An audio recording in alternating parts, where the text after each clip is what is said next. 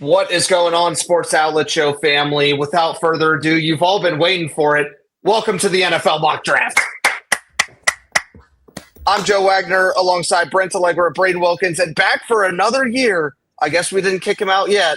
The fans, the family, they needed him. Down in Charleston, South Carolina, Mr. Brett Farrar, welcome. Let's go. Thank you. Appreciate it. Excited to be here. Well, we're excited for you to be here. You boys know this is my Super Bowl as a Giants fan. You know, I don't have a lot to look forward to. Brett's in the same boat as a Cardinals fan. Joe, you know, he jumped off the bandwagon a little bit this year, making the playoffs as a Panthers fan. Braden, he's always in the playoffs. So for me and Brett, this is the best time of the year. Oh, we love it. You Amen. know, As somebody, you know, hear ye, we are a playoff team. It was fun being amongst the slums. But, you know, we're on cloud nine here in Bryce Young world. But who knows? Who knows what festivities could happen? So it's a long night of the NFL mock draft. Welcome back to the 4th annual Sports Outlet Show. It's going to be a long evening. We've got all 32 picks coming your way.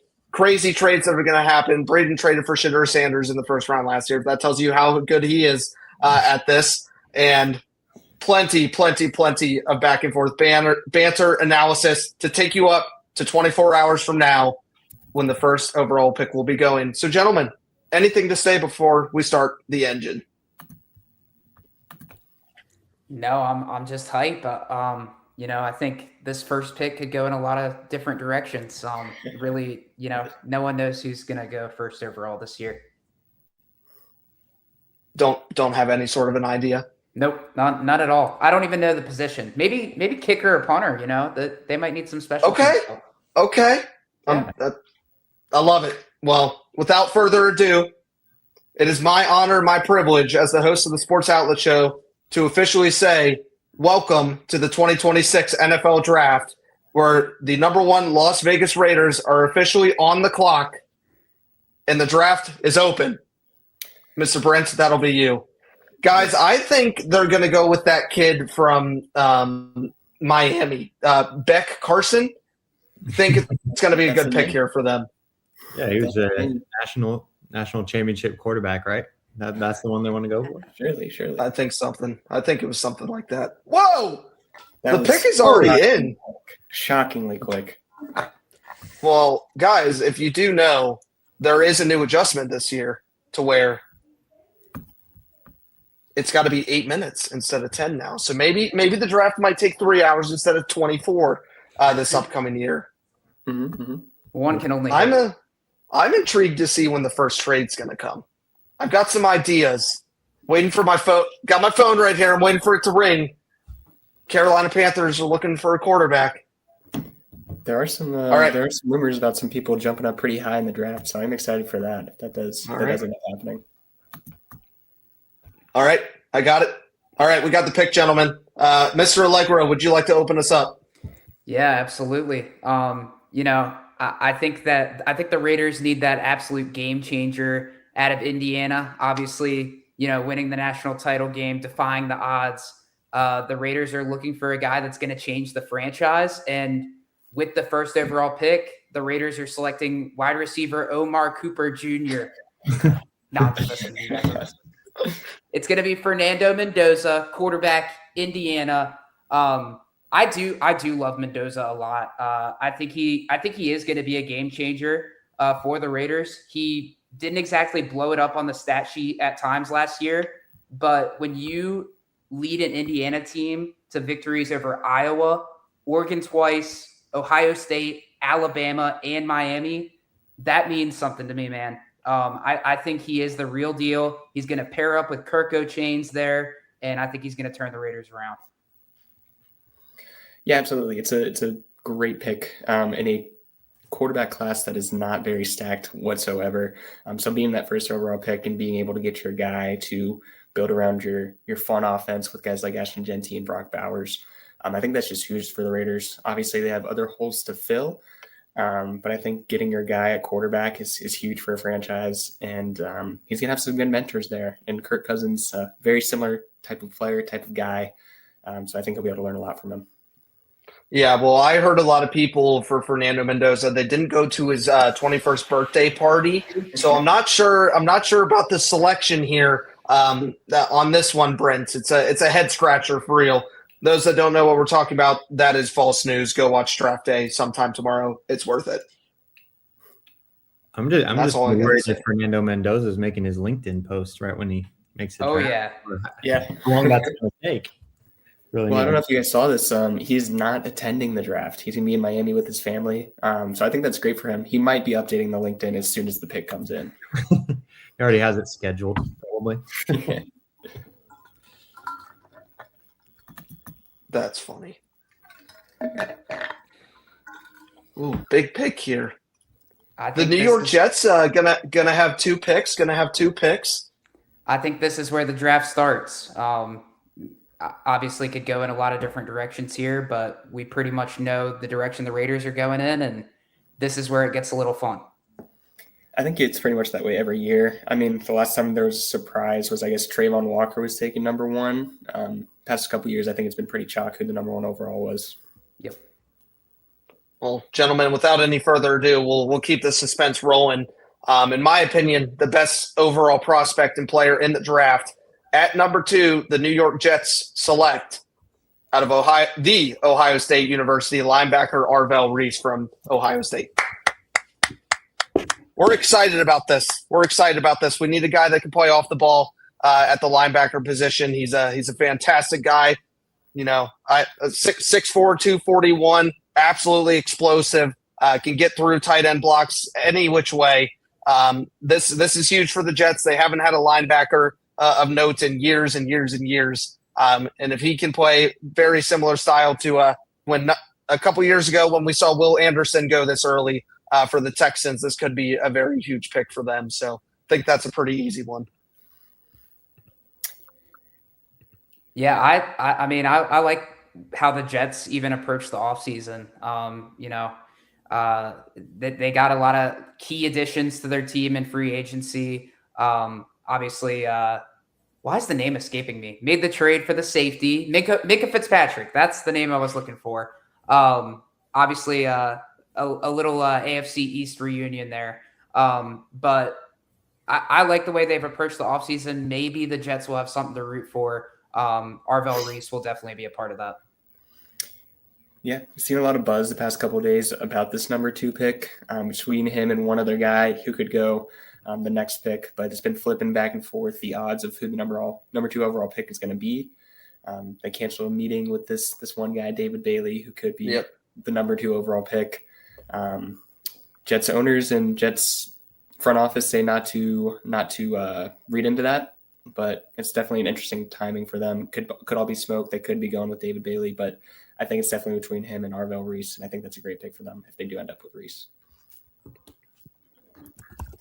I love it. We got the Arizona Cardinals here on the clock, awaiting the pick here. Big pick for the Arizona Cardinals. Oh no! My goodness. Interesting. Whose phone is ringing? It's not mine. I kind of had a feeling this might happen. You know, a lot of analysts out there are saying that the Cardinals might be looking to trade out of that spot. I'm looking at my phone now just to see if there's anything coming. Stay tuned, boys. I think one of us might be getting a call. I can confirm that a trade has come through on my end. Please allow me to continue here while we get the details from this trade. I'll break the news here in just a minute. But we do have a trade. The Arizona Cardinals have traded back. We'll get compensation and things here in just a few minutes from analyst Brett Farrar, who's going to be breaking the news here. But first thing I can tell you is trading up and is officially about to be here on the clock, guys. It may be a little bit of a surprise to you. So we'll have to stay tuned here for just 1 second. You know, trades throw us in a loop here on the Sports Outlet Show for a ton of different reasons. But it's my honor and my duty to announce at number 3, traded up, the New Orleans Saints. You are officially on the clock. All right. This will be, I think this is an exciting time for the Arizona Cardinals to load up on some draft stock with with a new head coach coming in, just to get a kind of full reset. I know that there's been a lot of rumors with Jeremiah Love in a not so heavy running back class for the Cardinals to take in, but I think that they are able to last a couple more years with James Conner, and then loaded back up with Tyler Algier, who's kind of used to being the workhorse behind a running back one when he did the same thing in Atlanta. So I think the Cardinals capitalize there and trade back. And then the Saints showed some poise at the end of the season, going on a little streak to make it interesting. But I think they trade up, solidify a position of need here. And with the number 3 overall pick, the New Orleans Saints are going to select edge David Bailey from Texas Tech. With the Jets passing on him, I think this opens up a lot of great avenues for the New Orleans Saints to load up in this position. And I'm excited to see how it works out for him. Yeah, I think between the 2 and 3 here, I think the only shocker on draft night is who's going to go first between the two. But Braden had some great analysis coming about David Bailey's meeting with the New York Jets being canceled, almost leaning towards the sports books are everywhere towards Arvell Reese going at number 2. David Bailey out of 3. This is a fantastic pick, and I hope the Saints do not do this tomorrow night for the sake of the NFC South. I love it for the Cardinals, though, personally. I'm assuming that since Brett made this trade as a Cardinals fan, that he's probably rooting for this as well on draft night. I think I would be correct to assume that. But the Cardinals have a lot of needs. They need almost every position. So obviously, when you can accumulate draft capital, I'm assuming there might be multiple first-round picks involved potentially. Definitely some high seconds at least. I don't know what the comp was, but I love it for the Cardinals. I would be looking to trade down in that spot as well. And we're going to get our next pick up here with the Tennessee Titans going to be at number 4 here in just a moment. But already a splash day here on Sports Outlet Show Day. Absolutely incredible. Love the form immediately. Braden, you're on the clock with the Tennessee Titans. Oh, My goodness. I hear a phone call. Bro. Oh, no. What's going on here? Brett's got the ringer on. I can't handle – I appreciate that he does. I can't handle the excitement here, dude. There's no way we got a deal done this fast. Maybe. You never know. Oh, my Atlanta. Well, I think what is going on? I think Brett just hung up the phone immediately, and Braden's still trying to field some calls there. That's what it looks like to me. He told Robert Salah that he's not interested. He said, "Shut up." Oh, I love it. I don't know what's going on over there in Tennessee world, but oh boy. Yeah, I think the Cardinals and the Titans have been the 2 teams that have been rumored the most to trade down. I could see both doing it come draft night. So I'm excited to see. I'm excited to see how it unfolds tomorrow, considering we have the pick right after. So it could shake up a lot of things. Yeah, I feel like once you get past that first pick, it's really just what goes on in front of you with Arvell Reese, David Bailey, Ruben Bain. Now Jordan Tyson's in the mix. Like, how is that going to shake everything up?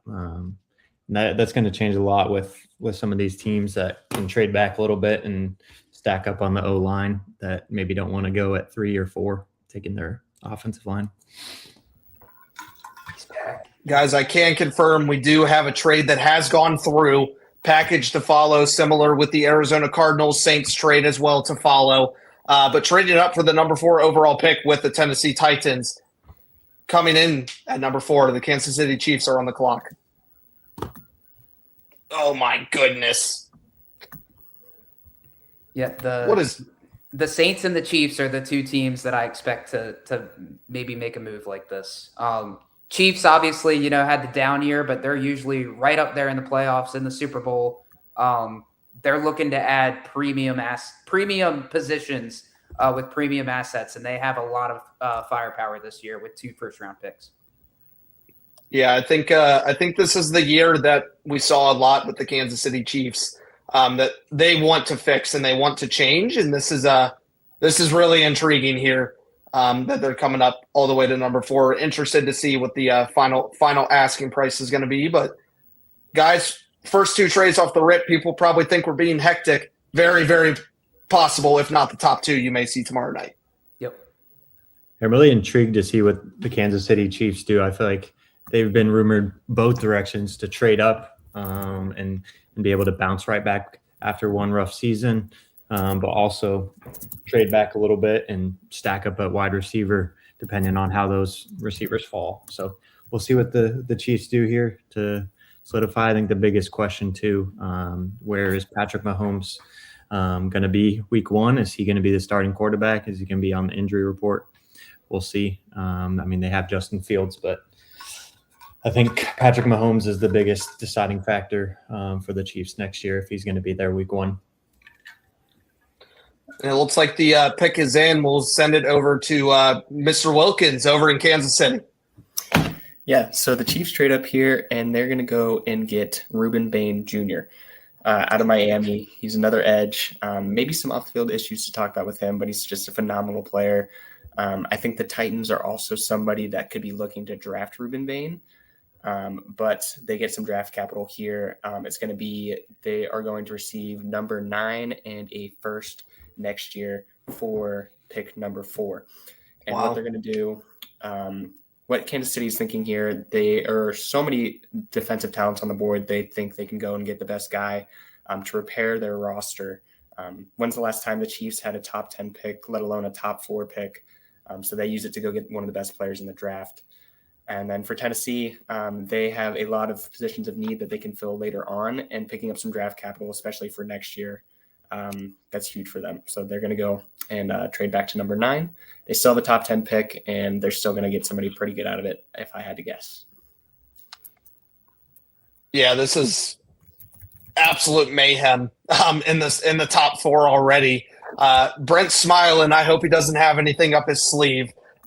We'll kick it over to the New York Giants. Their first pick of 2. We'll obviously get to the conversations about the trade earlier this week with the Cincinnati Bengals. But right now, the New York Giants are officially on the clock at pick number 5. A lot going on in New York. So very intrigued to see what Brent ends up doing here for the Giants, and very intrigued. Yeah, I'm mostly smiling because I see 3 edge rushers off the board, and that is the one position the Giants are actually good at, is edge rusher. Brian Burns, Abdul Carter, Kayvon Thibodeau. We have 3 guys, so we don't need any more. Yeah, I'm excited. I love it. Yeah, Joe, you mentioned while I was working through those trade details, the craziness of trading 3 and 4, but I think that's something that could realistically happen. You guys mentioned the Saints and the Chiefs. Obviously, we do it here. But I think the Cowboys could be somebody that's interesting in moving up as well, unfortunately. I think there's a lot of talent here that they could use. And even the Commanders can move up a couple spots, I think, to grab somebody that they really like.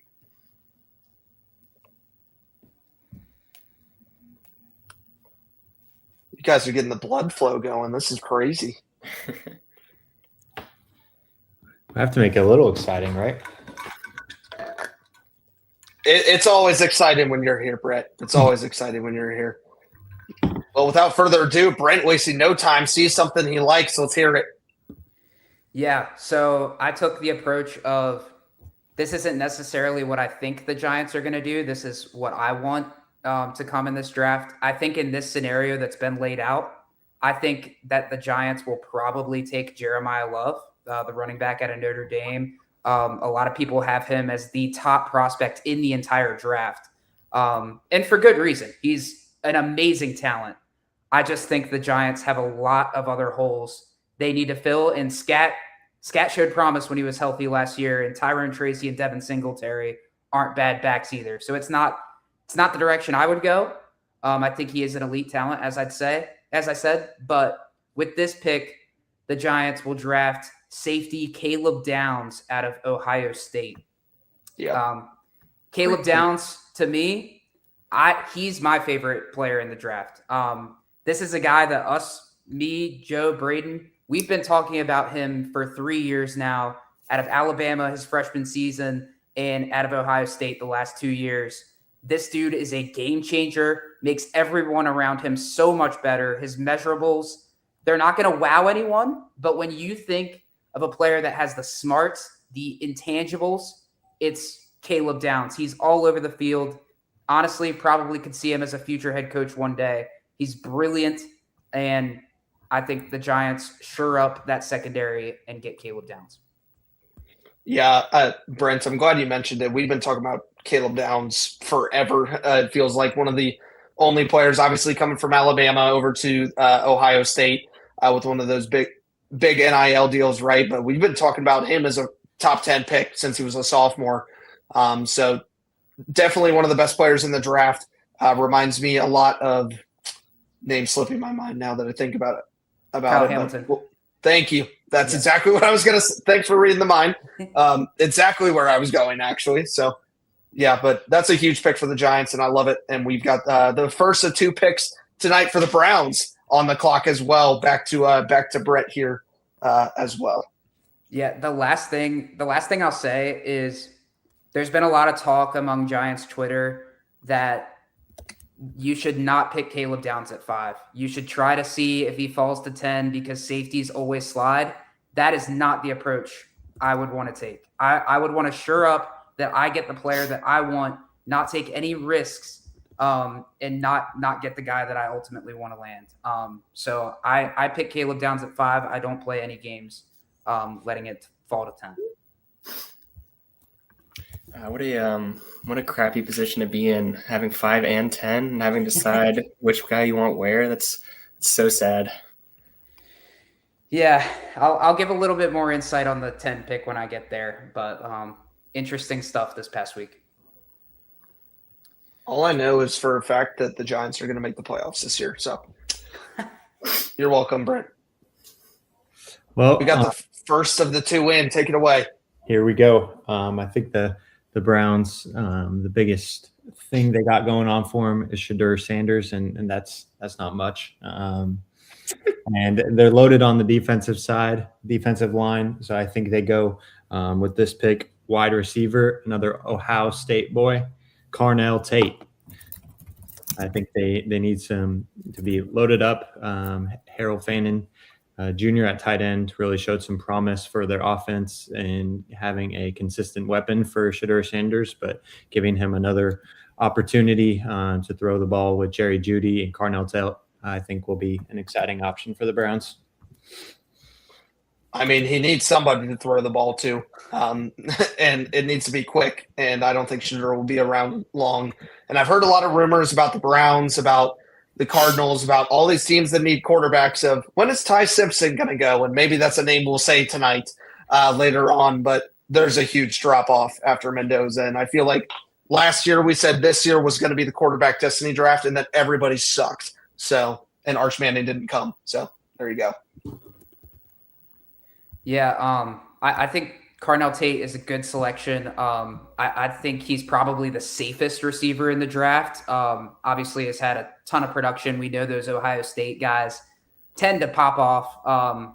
Interesting that he was the number 2 wide receiver both this year and last year. Obviously with Jeremiah Smith being there, it makes it a little tough. But I think he's going to be a safe pick. I don't know about how much of a ceiling he'll have, but I think he'll be a good player in the NFL.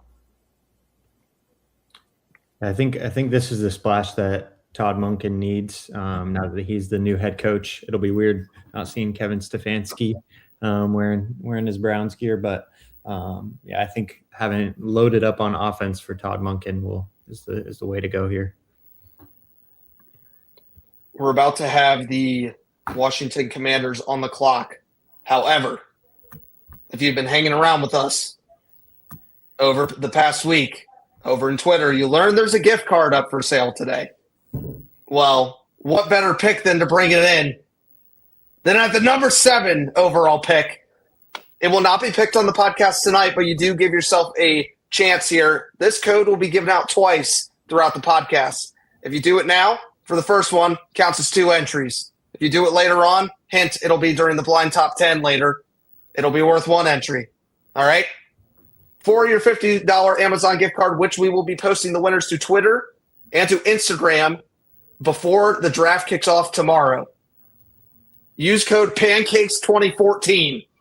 Put it in the chat because Tom, enjoy your pancakes. Draft day was in 2014.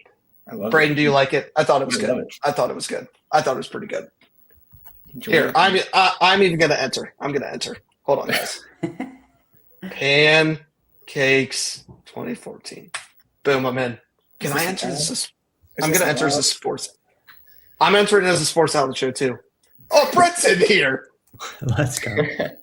This is rigged. There's some collusion going on here. This is rigged, and you're both going to your YouTubes right now. Don't even.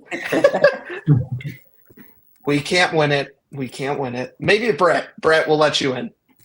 No, You didn't know about any of deserve this. it. I don't deserve it. You deserve it. You deserve it. Oh, wow. This is your You're welcome. triple entry waffles 2024.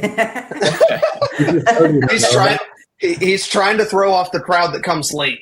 He's trying to throw them all off. If you say waffles 2024, you're done. You get Done. negative 2 entries. You have to give us money. You have to buy the $50 gift card. Yeah. You have to personally buy the Sports Outlet Show. It costs us about $50 a month to go up and run. So thank you for your generous donation. I guess I got to make a pick, don't I? You would think, yeah. I don't have to. There's no clock on me. It's not happening. Braden, I'm there. I know you're timekeeping. I know you want to go watch the Penguins Flyers playoff game.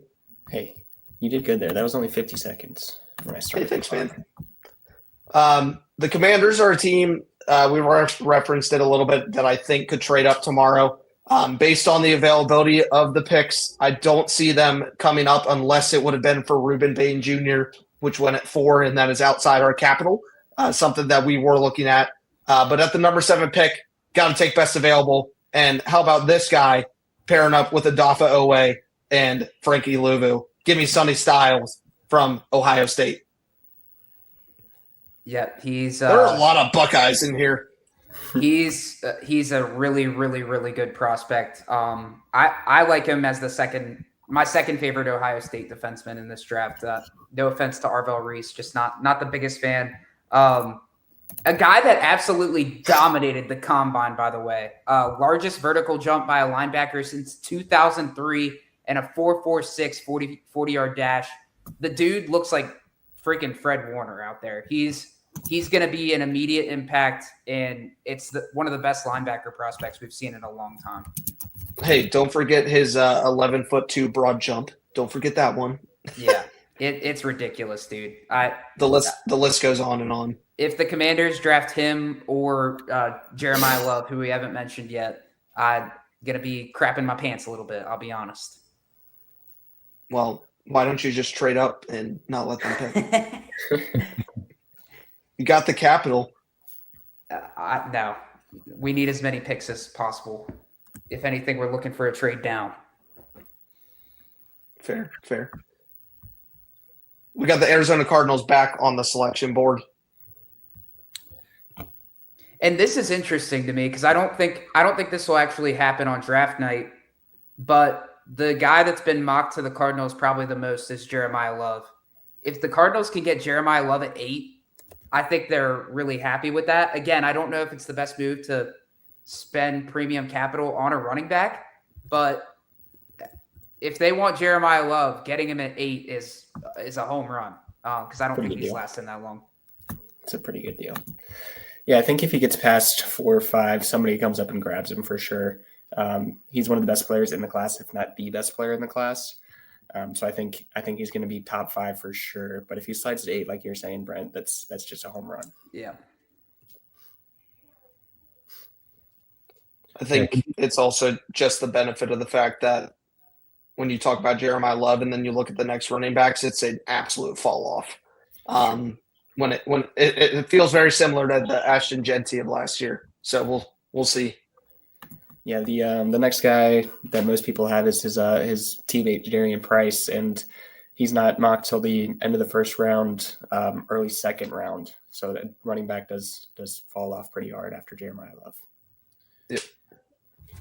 Which makes sense when you consider the running back class we had last year, just absolutely stacked. Yeah, I think Brent touched on it here with Jeremiah Love. If you can secure that talent there at 8, it's way more valuable than if you're trying to go for him at 3, even though they've been linked a lot. So with that being said, the number 8 overall pick, the Arizona Cardinals are going to be selecting running back Jeremiah Love out of Notre Dame. I think it just makes sense with the value here. I know they have a potential to go offensive line and load up on the right side of the line because they're pretty solidified with Paris Johnson Jr. and at center. So that could be an option for the Cardinals here if they're trading down. But I think that with the value, especially if you look at the running backs, unlike last year where the running back class on day 2 was loaded, you can get the value here. So I'd be excited if the Cardinals took Jeremiah Love here. If you asked me if they got him at 3, I wouldn't be excited for it. But the value they get and they can stack more picks with trading back is huge. Yeah, at a certain point, you got to go best player available. No matter the position. A lot of teams have Jeremiah Love as a top 3 pick. A lot of guys have him as their number 1 overall prospect in the draft.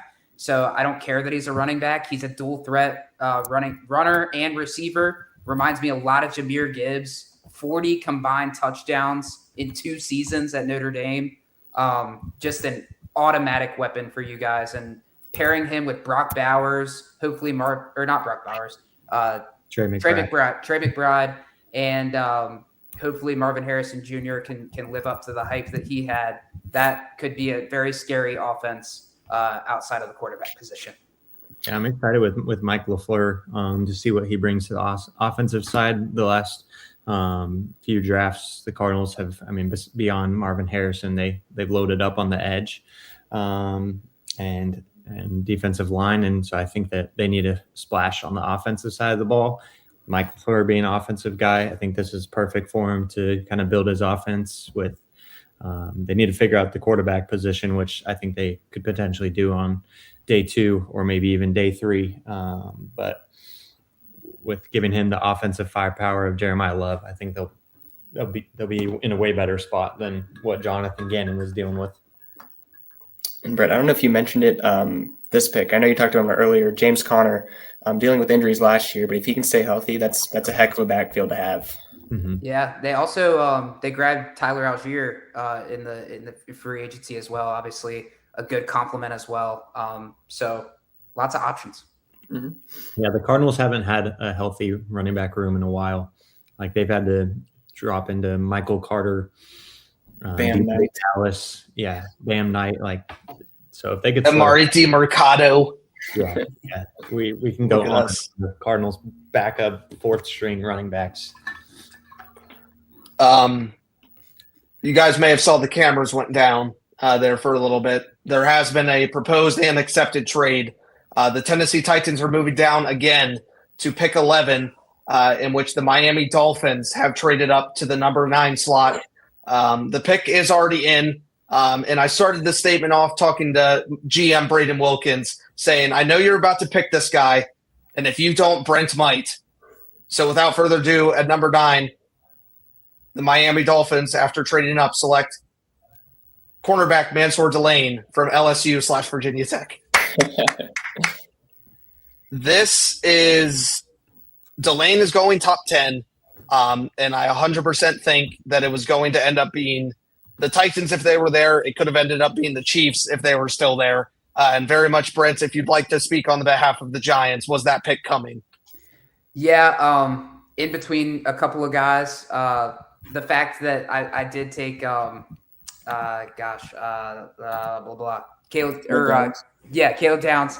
I don't know if I wanted to double up on secondary, but he was my next best player available. and for good reason. I think he literally allowed like 14 catches all year and 0 touchdowns. So, dude is the definition of lockdown. One of the few guys here I've seen play live back when he was a Hokie, and he was just absolutely stellar. Almost never made a bad play. Just an absolute beast, and definitely the top corner in this class, no doubt.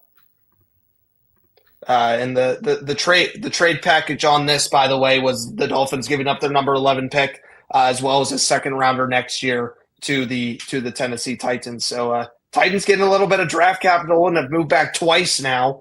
So very interesting to see from that portion. But the mighty football Giants, for the second time in 10 picks, are back on the clock.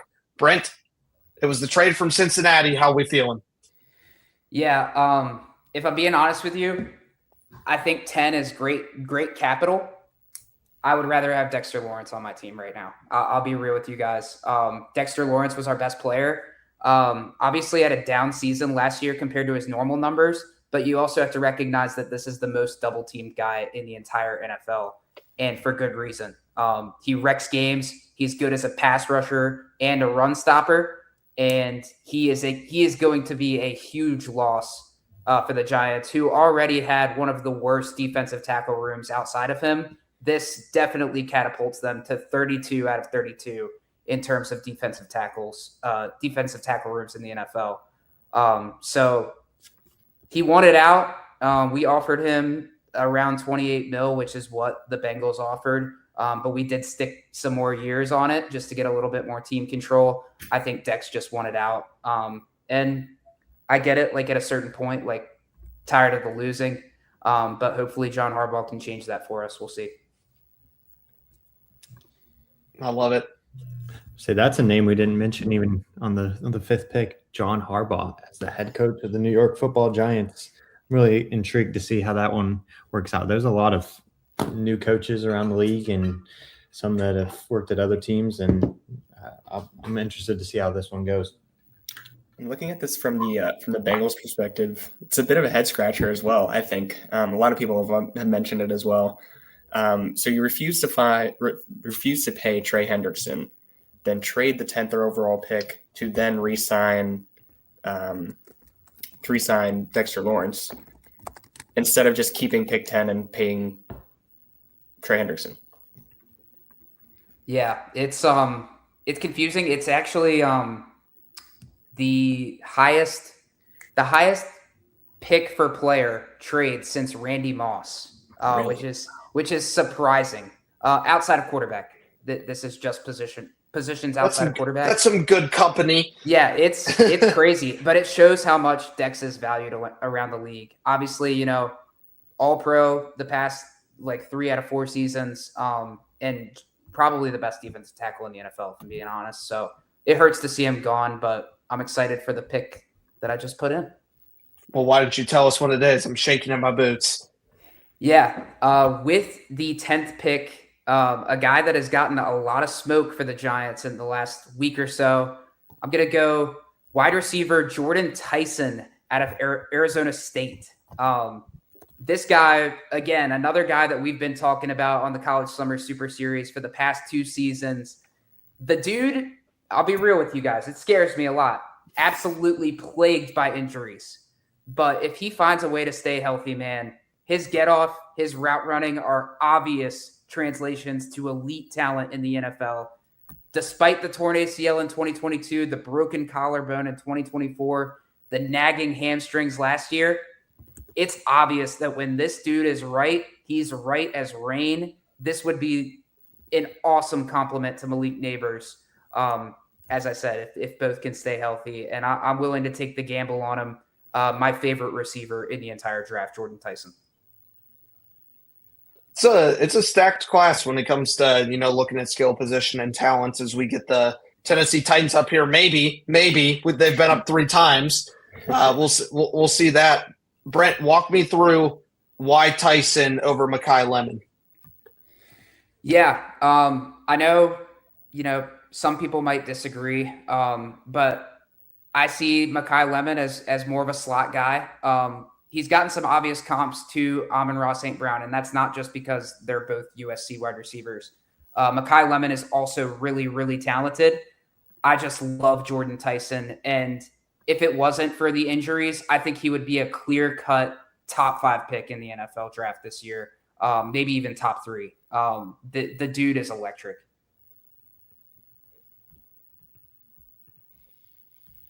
He's one of the fastest guys out there. We'll see from Brett's favorite college, those Sun Devils down there.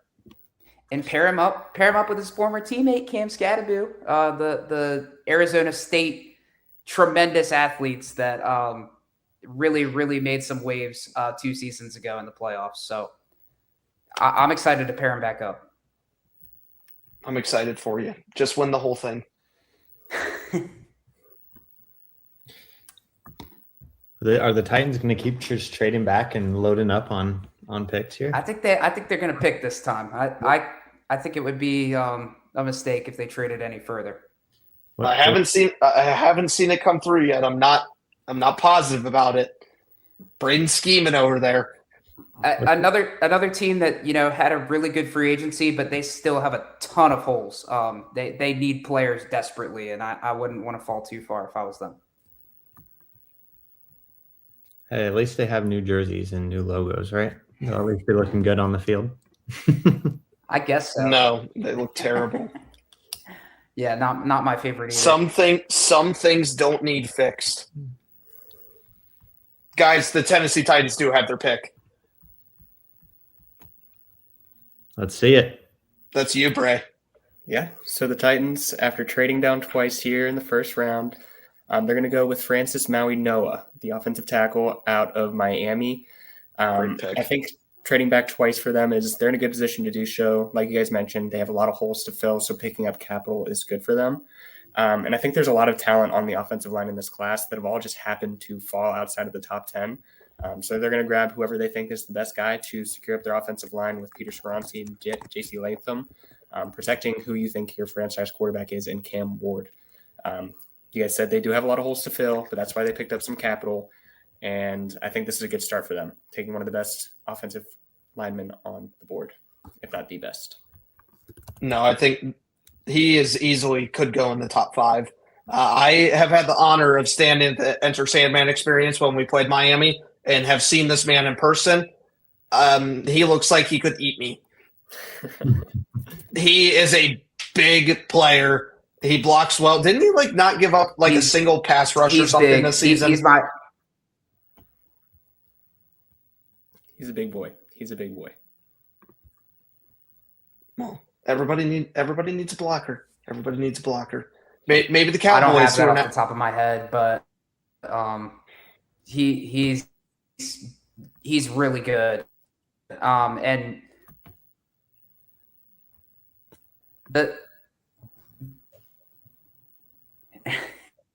I'm wondering if it's me.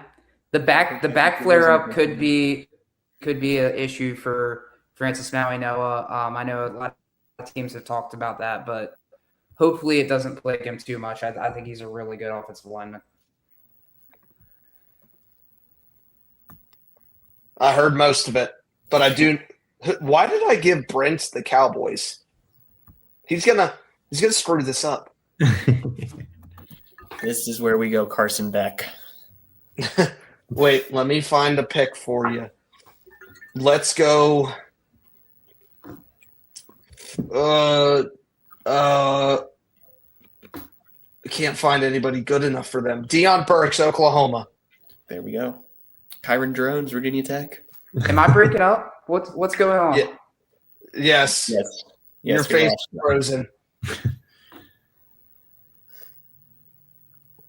He just doesn't want to pick for the Cowboys, and I respect the game. That's so I respect fair. it. You know what? I'm fine with the Cowboys. The clock's ticking here. If they forfeit the clock will run out, and the Rams will take the pick. Wow, that would be just tragic. I would hate that for the Cowboys. Braden, put up the clock. The fans need to see this. This is drama. Let's see here. He doesn't want it. He doesn't want it. He left. He doesn't want to do it. They're gone. We always have technical difficulties here on the Sports Outlet Show because if you don't, then you know we're not actually live and this is all scripted. Not scripted at all. I guess if we can just go over the picks so far. We're outside the top 10 now. Some sliders, Jeremiah Love. I mentioned the offensive line sliders. I think, like I said earlier, Jeremiah Love is going to be a top 5 pick, whether somebody comes up and grabs him or it's one of the people that pick 1 through 5. But yeah, I could see most of these picks happening. Braden, I could bring in a guest picker. Yeah. Oh, Bandit would make a great pick for the Cowboys. Bandit, who do the Cowboys want? He said, I don't know. He said Jeremiah Love, but I told him he's gone. Here, is there any dog names up there? Dazon Stribling, wide receiver, Ole Miss. That's what he wants. There you go. Good job, Bob. Is there anyone named Tyler, offensive line? They need to add to their two Tylers are not selection already. I'm a fan of it. Yeah, the Dallas Cowboys going back and getting Quinnen Williams last year, right at the trade deadline after giving up Micah Parsons. That was a flashy move that I really liked. Brent said he didn't want to make the pick on screen, so I do have the pick from him to keep us moving here. Let's hear it. The pick is in. The Dallas Cowboys at pick number 12 via Brent's Allegra pick. Wide receiver Mekhi Lemon, University of Southern California. All right. It's a good pick. Say with the uncertainty of George Pickens and what that contract's going to look like going forward in the future, I really like stacking up with 3 wide receivers here. We saw it get done with the Tampa Bay Bucks last year when they drafted Emeka Egbuka and already having 2 weapons. So I think this will work out for the Cowboys to have that high-powered offense like they want to have with Dak at the helm. Yeah, I think with the combination with Lamb and with Pickens and with Mekhi Lemon, this wouldn't really be fair with the speed Jalen Tolbert already brings to the team. So scary pick definitely for the Cowboys. And Jerry knows how to turn wide receivers into superstars if he knows how to do one thing. And I mentioned earlier how I thought they might trade up. Another position of need for them, we mentioned Quinnen Williams, but they need that guy to sort of replace Micah Parsons to shore up their defense. But with the top edge rushers off the board, I'm not surprised wide receivers to pick here. Yeah. And the Atlanta Falcons trading their number 1 first overall pick. What a bunch of losers. Thanks for letting us make the playoffs. I guess I have to be kind. Carolina beat them 3 times last fall, so that was great. Yeah, the fact that their first round draft pick from last year is having to deal with the police. Maybe this trade didn't work out for them. Saying they could be in the 13th overall selection right now. Yeah, they could be, but they're not. Do have the pick, getting it uploaded to the database. Braden, hit me with it. Yeah, the Rams, not very familiar with picking in the first round. They don't do it very often. They traded one of their original first-round pick for a package with Trent McDuffie earlier, securing up their worst position group last year, that being defensive back. But here with this pick, they're going to go with Spencer Fano, offensive tackle out of Utah. Shoring up that offensive line, protecting Matt Stafford in what could be his final year, looking for another Super Bowl with him.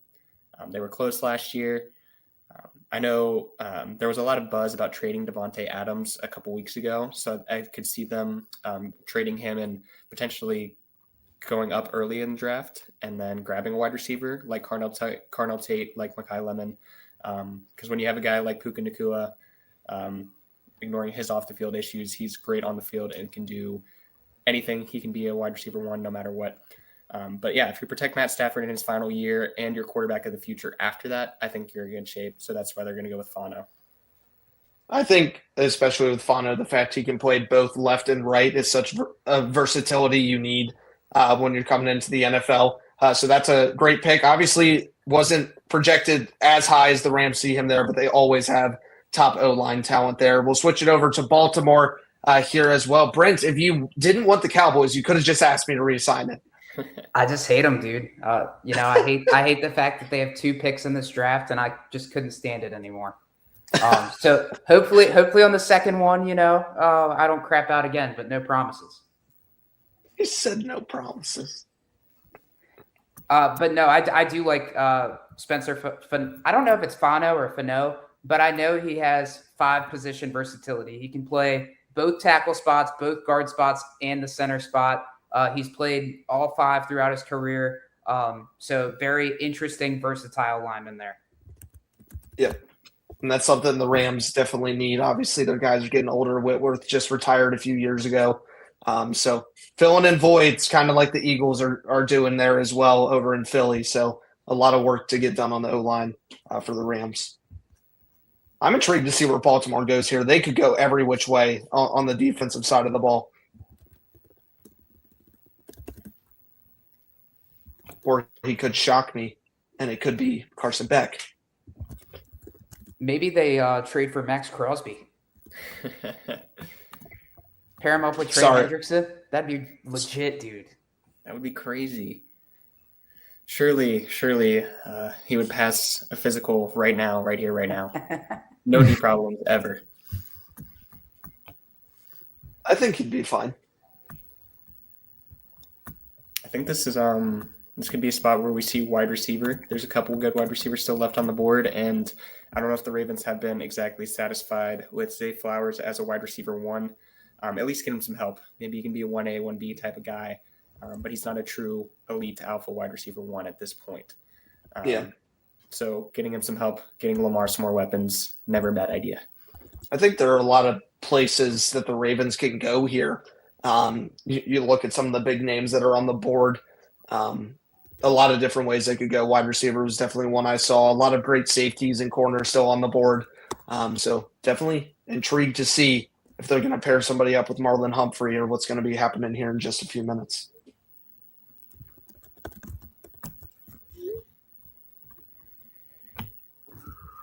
I'm scared. You totally could not hear that the pick is in. We got a Schefter over here spoiling that the pick is in. Hey. I have no idea if I typed this right. Good luck, Brett. Yeah, I'm gonna struggle here too. I think they're gonna need some. This player will be set up in the offseason having to go against Trey Hendrickson now. But like you guys talked about, I think the Ravens can go in a lot of different ways. I felt like with being solidified, having Nate Wiggins on the corner, Kyle Hamilton, Malachi Starks, Marlon Humphrey in the backfield, I feel like they were pretty solidified. So they actually went on the other side of the ball, an offensive guard out of Penn State, Olavavega Ione. That sounds pretty good. Hey, you didn't do a bad job on the pronunciation. He's the best guard in this class. A guy I've been looking at for the Giants. If they decide to go that direction at 10, we could always use some O-line help. But he's going to be a stud for sure. Yeah, especially in their division where he's got to go up against Mason Graham, Myles Garrett. And now on his own teammate Trey Hendrickson, like I talked. Yeah, in practice. So he'll get some good reps in the offseason and be set up for success in the NFL, I think. Now, hear me out, Brent. If you want to throw this pick, I give you my personal blessing. Just throw it out the window. It doesn't have to happen. It's all good. It's all good. Buccaneers are interesting to me. They definitely underperformed last year, allowing the Carolina Panthers to sneak into the playoffs there. But I still think they have a pretty good roster top to bottom. They lose Mike Evans. Chris Godwin's getting older. So it'll be interesting to see what they do here. Can I trade with you after seeing your pick? I figured Joe wouldn't like my pick there. I don't think that division rivals are allowed to trade, or else it's happened before. The Eagles traded with the Cowboys a few years back for Devontae Smith and jumped the Giants one pick before us to get Devontae Smith, and I think that was the guy we were going to draft. then we traded back for Kadarius Toney. So worked out. Hey, I Hey, can't blame you. We all thought Kadarius Toney was going to be a beast. Go get Malachi. Go get Malachi next year. Yeah. I think the Bucs are looking to help Baker the best way that they can. And with that, they're going to select the best tight end in the draft, Kenyon Sadiq, tight end out of Oregon. Obviously, one of the shorter tight ends coming into this draft class, but that should not take away from his speed or athleticism. 250 pounds, the dude is built, but can still get open with ease. He can run block, 560 yards and 8 touchdowns last year. Is not going to be the same type of prospect as a Tyler Warren or Colston Loveland from last year, but he's still right a tier below it. I think he's going to be a dynamic option for them, especially after losing Mike Evans this offseason. So they're going to need some receiving help. I'm pissed off by your pick, and I don't want to talk about it anymore. This is now. Here's a guy that I want the Panthers to go get. I'll have to go to my backup here in a couple of picks if he's still there. Yeah, Kenyon Sadiq. Upsetting. I feel like a lot of teams might sneakily have their eye on him. Like somebody I was looking at for the Ravens, adding another weapon with Isaiah likely leaving. Mark Andrews probably getting pretty close to potentially retiring in the next couple of years. I feel like he's kind of fallen off a little bit. Or even if the Chiefs trade down, do the Chiefs load up at tight end? I don't know if Noah Gray's the best option as your backup and going forward tight end. So when Travis is done, do you roll in Sadiq, give him some time to kind of develop into this league? We'll see. I thought about that as well. I think that would be a great pick for them. Having Travis Kelce to mentor you as a receiving tight end is just more than you can ever ask for. So I think that would work for them if that's the direction they wanted to go, if he falls to them. Because I don't think they would take him at number 9. Easy pick here for the New York Jets. Obviously, getting Arvell Reese there at number 2. Fill a second need here. See a need, fill a need. Quoting robots straight off the movie Grind. Here at the number 16 pick, the New York Jets, after trading Sauce Gardner earlier last year, are going to select. Brent joked about it. Omar Cooper Jr. from Indiana. I think out of the wide receivers that just went, this is a wide receiver heavy for first round, first class, and Cooper Jr. Is really rounding out that first round star talent after having Casey Concepcion coming up next through this wide receiver class. So I think this is a huge get for the Jets, someone across the way of Garrett Wilson. I think this is definitely a way that they end up going tomorrow night. Whichever best wide receiver available if they do not move. Yeah, I honestly, in the first round, I could see, I think we've mentioned, 4 so far? Is it 4 or 5 wide receivers? I could see 6 potentially going off the board. Denzel Boston, as you mentioned, Joe, I'm in love with Casey Concepcion as well. In a weak draft class overall, the receiver position is actually really deep. And I think there's a lot of good talents, even late in the draft as well. So very deep class. Love it. So we're officially halfway through round 1, 32 picks. Brett, you've been a member of the show. You've seen it before. You know what typically happens when we reach the halfway point. We have to keep the non-sport fans happy. And gentlemen, do I have the blind top 10s of top 10s for you today? It has been specified. Your order in the way that you will pick today will be Brent, Braden, and Brett. You will each have 3 picks, and then the finale will be finished in pick 10. Gentlemen, are you ready for your topic?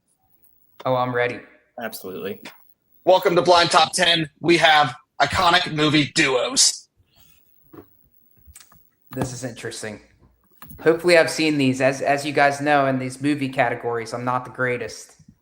So I'll try my best. I will say they're not all movies. Some are TV. I did catch that there for you. Just think iconic television duos. I don't even know where to go with this. I can't even think of one off the top of my head, which is probably bad, but we'll see how it goes. Well, luckily you're going first. I don't think that makes you feel any luckier, but it's okay. We'll see. Let me get this pulled up here. Ian said Joe and Willy Wonka. I might have to put that number 1. Wow. No doubt. Here we go. You fellas ready? Yep. Let's do it. At number 1, welcome to your break. At number 1, they're going to do it all. You got Phineas and Ferb. Phineas and Ferb is one I've seen. I've watched a lot of Phineas and Ferb back in my day. Ferb, he doesn't say a lot, but he's a knowledgeable guy. Phineas, he knows how to rock a summer. Summer vacation. It's awesome. Phineas and Ferb is top 5, dude. I'm going number 4. Number 4. I like it. I like it a lot. Ferb is one intelligent man. He really is. At number 2, over to you, Braden. Oh, boy. You've got some work cut out for you. You've got SpongeBob and Patrick. I don't know if I've got any work at all. I think they're number 1. I think they're a classic. I think they're the two goofballs you think of. I think it's hard to get better than that. They've been going forever. And they're just fun loving. They're adorable, and they're just never down. I think the one flaw that SpongeBob and Patrick have for them, some parents don't let people watch SpongeBob SquarePants, which is unfortunate. I luckily was able to watch it, but I know other people that weren't. That's their only flaw, but they are great. There we go. Brett, over to you. Limited time here on the blind top 10. All eyes, all the pressure is coming at you. At number 3, to infinity and beyond, you have Woody and Buzz Lightyear. I was afraid that this one would come. Ooh, that's tough. They're iconic characters. I really want them above Phineas and Ferb, but top 3 is bold. I'll put them at 5. I'll go 5 here. All right. I think I would have put them in the top 3. I love me some Woody and Buzz. And I think SpongeBob and Patrick was safe as well, but I like the way the board's shaking out so far. We'll see how it unfolds. Yeah. At number 4, back to you, Brent. We have Batman and Robin. Okay, so we're not doing animated characters all the way through, or I guess Woody and Buzz are still animated. It's just a different type of animation, I guess. Batman and Robin, iconic duo, but I'll be honest with you guys, I'm not a huge fan of Robin. I think he's kind of lame. I think Robin's kind of lame. Batman's cool, but because of Robin, that drops it a few spots for me. I'm putting it at 7.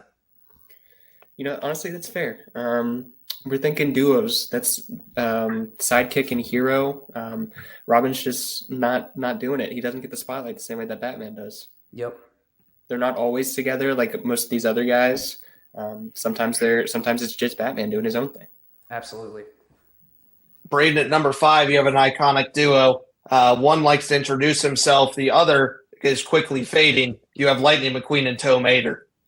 Oh yes, they're good guys. They had their struggles to start. Lightning had to learn the whole small town vibe, but they're good. Mater's such a goofball. I think I'm gonna put him at 6. I think we got some good ones coming up. I love Cars, man. That's one of my favorite kids movies for sure. So iconic. It is iconic. All right, we still got 2, 3, 8, 9, 10. Go ahead, Brett. No, we're good. Let's hear it. All right. At number 6 for you, Mr. Farrar, you have Han Solo and his boy Chewbacca. Ooh, Chewie. Love me some Chewie. This is so tough.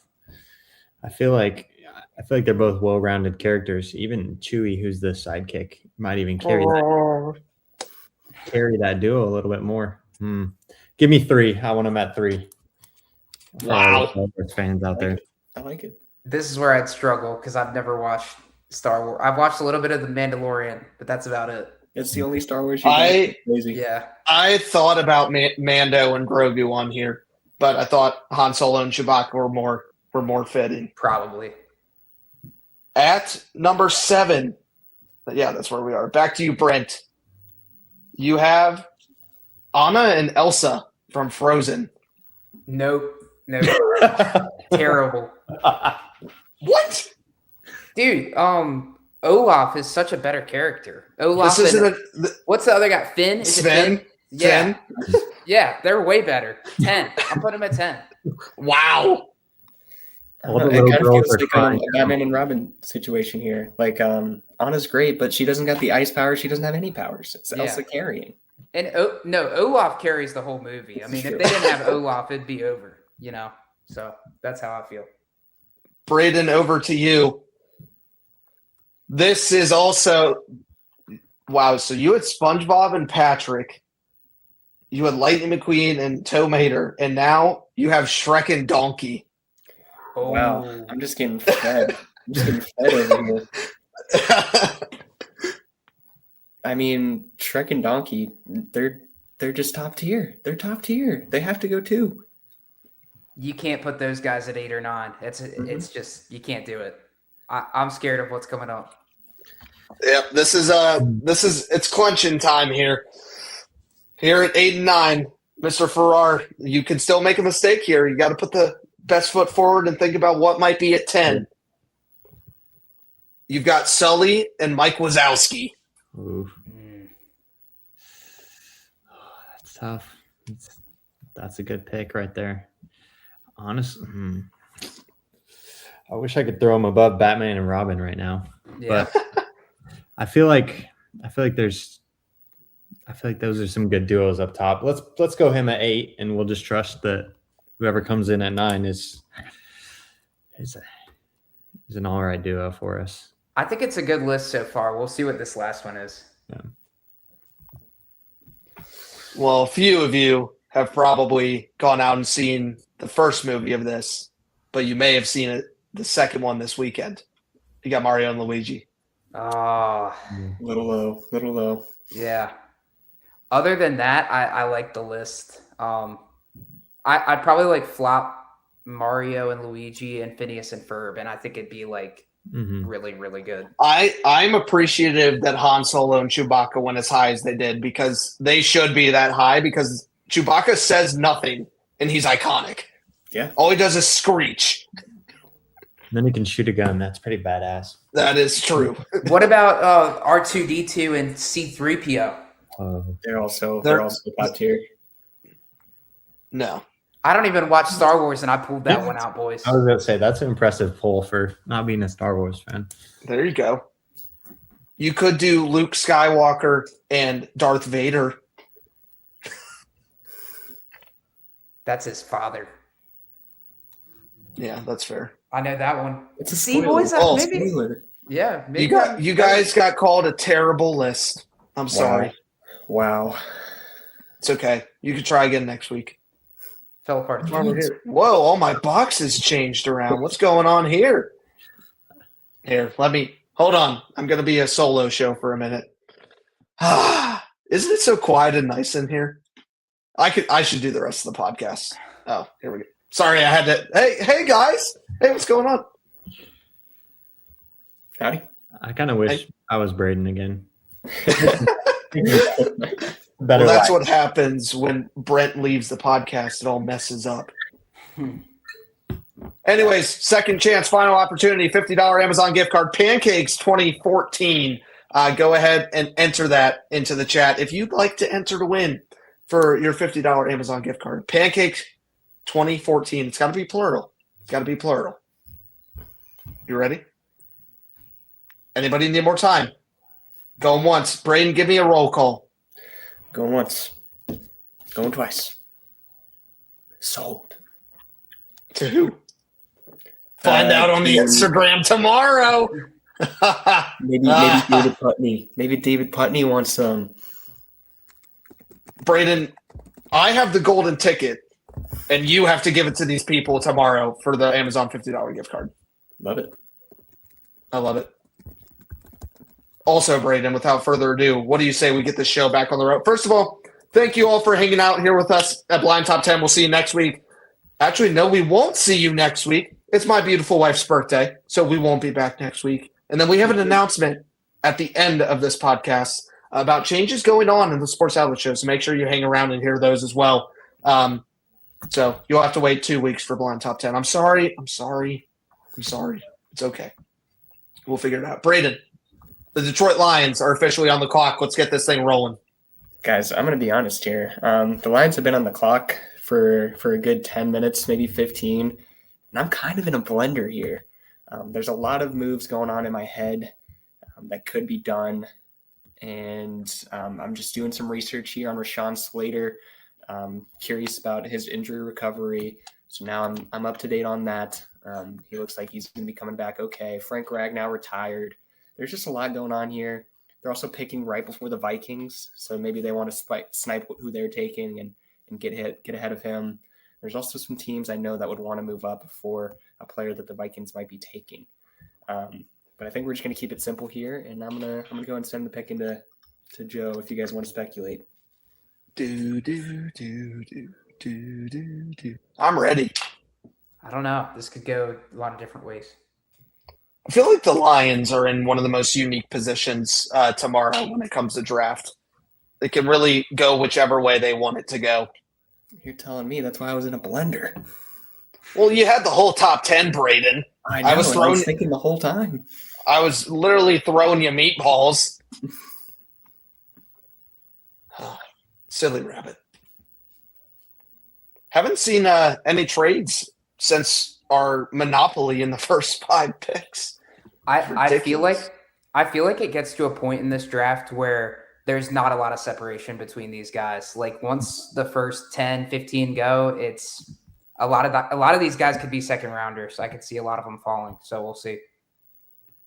Yeah, I feel like with this, there'll be the first couple picks. We'll see some trades, and then there won't be some trades for a while. And then the end, people trying to slip back in at the end of the first round with guys that maybe have fallen that they weren't expecting. Slide in there. Braden, you got the pick, sir. The floor is yours. Yeah, I'm just gonna say before I make the pick here that Howie Roseman was on the phone with the Lions here. They just couldn't get a deal done. So the Eagles were looking to move up. Doesn't end up happening. But instead, the Lions are going to go with Akeem Mesidor, edge out of Miami. They're going to take somebody out of that stacked Miami defensive line. Mesidor is used to playing with Ruben Bain. Now he gets to play with Aiden Hutchinson. So that's quite the good company to be in. And you're sort of reaching the second tier, I think, of edge rushers in this draft class after the top 4 or 5 guys. And I think Mesidor is the best of the bunch, but there are a lot of guys that the Lions could go with here instead. Keldrick Falk out of Auburn, despite the low sack numbers, TJ Parker, Cassius Howell. They're just kind of the second tier. I just think Akeem Mesidor is a little bit above them, and he has experience playing with Ruben Bain. So he doesn't have to be the number 1 guy, which is good if you're going to be playing with Aiden Hutchinson. Yeah, Braden, I love this pick, and the fact of the matter with Mesidor is he got so covered and swallowed up by the media by Ruben Bain Jr. that people don't understand how much of a beast he actually is. So great pick for the Lions, being on the other side of Hutchinson. It's gonna be scary for Detroit if that ends up happening. Yeah, I mean, the dude had 12 and a half sacks and 4 forced fumbles last year. So that's really, really, really solid stats for an ACC edge rusher. 6'3", 250-pound frame. Honestly, has better measurables than Ruben Bain, despite the difference in stats there. Ruben Bain has one of the shorter arms in this draft class, which has been talked about a lot. Actually, one of the highest graded edge rushers. One of the shortest measured arms of edge rushers since they've been doing the combine. So it's kind of crazy, how much production he had in college, given that. But obviously still an elite talent. So someone's going to take the gamble. I think it's a good one to take. Like Dublin on 21. Yeah. Vikings, another team that can go a lot of ways here. Obviously addressing the quarterback problem with K1 coming to town for Minnesota. Remember how bad I said J.J. McCarthy was going to be 2 years ago, and I was right? It's looking like it. It's looking like I just thought I would bring up how awesome I am. Stay humble. Stay humble. I mentioned the Lions potentially sniping somebody that the Vikings wanted. I don't think the Vikings are in too much of a need for edge. They have a lot of holes I think they need to fill, and that's not going to be at the top of their priority list. But it's just interesting to think those two divisional opponents are right next to each other, that things like that can happen. I would just like to say that the Minnesota Vikings and the Tampa Bay Buccaneers have absolutely killed me today. And I am now sad. That's what happens when you make the playoffs, Joe. You don't get good draft picks anymore. Why don't you be losers with me and Brett over here? Well, first of all, you guys are awesome. You're literally one letter away from having the same name. True. Okay, Brett, here we go. what do we got? Here we go. The Minnesota Vikings at 18 will give some clarity to their fans with this pick. They are going to go out of Oregon, the safety, Dylan Thieneman. With all the speculation around Harrison Smith, is he going to come back? Is he done? This answers the question for the fans. Get somebody that has a similar build, very ball hawking type safety. Excited to see what they do with this pick. But yes, Dylan out of Oregon, played some time at Purdue, but will be physical for the Vikings, just as Harrison Smith was. Sad.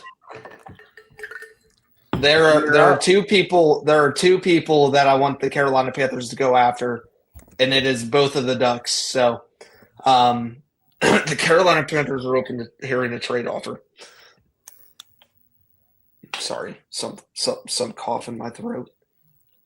Yeah, one thing, if Mesidor didn't go there, I would totally be fine with the Vikings trading back, somebody jumping up to pick Mesidor there, somebody like the Eagles, maybe even the Chargers, maybe even the Bears. Do they want to load up with Mesidor? I think he's a top talent that maybe flew under the radar, kind of like you guys talked about with Ruben Bain being on that team as well.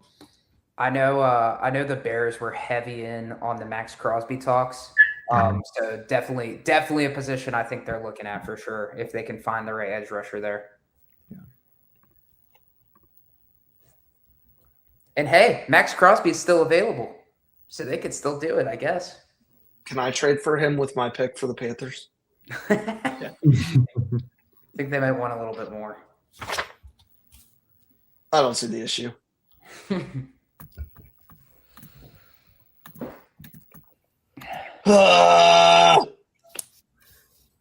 Sorry, that's just my frustrations. Sorry we make it difficult, make you actually do your job. Hey, man, this is probably the one time I've had to. There's still some good players on the board, Joe. I wouldn't be too scared. We're ready for it. And I think it worked very well for a player of this caliber, of this college, with the Philadelphia Eagles. With that being said, at number 19, the Carolina Panthers select the safety out of Toledo, Emmanuel McNeil-Warren. Welcome to the Carolina Panthers. I think this is a place where the Panthers can really go any way they want with the moves that they made this offseason. Going out and getting Devin Lloyd, going out and getting Jalen Phillips, getting Rashad Walker. A ton of opportunity for the Panthers to just pick the best guy up there. And I think two of the Ducks were there. We were talking a little bit, me and the team, back and forth about going for Jermod McCoy, but I think just pairing Emmanuel across the way with Trayvon Moehrig and having a two-back safety, getting Nick Scott a little in the depth chart as well, and just having the corners of Mike Jackson and J.C. Horn. I think this is filling the final need that Carolina really needs if Sadiq and the Eneman are not there come tomorrow night. I'm not upset about it, guys, but it's okay. So Joe, you mentioned it a little bit with McNeil Warren.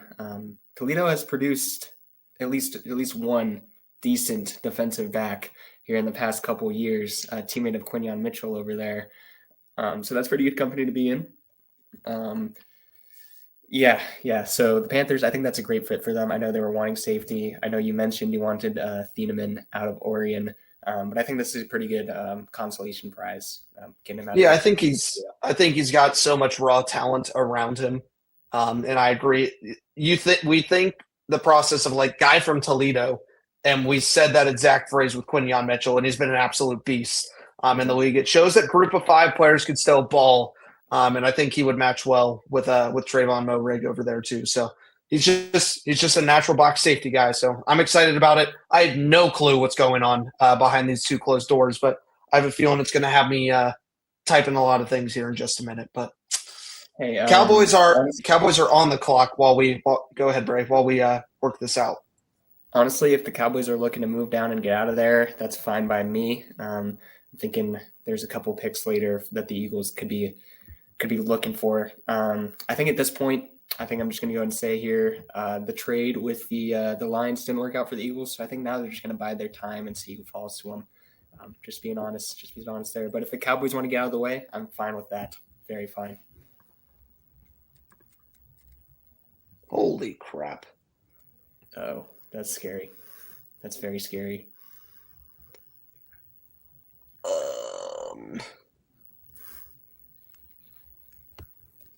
Don't cry, Joe. Nothing like dead air. Suspense is palpable. We gotta leave a little suspense, you know.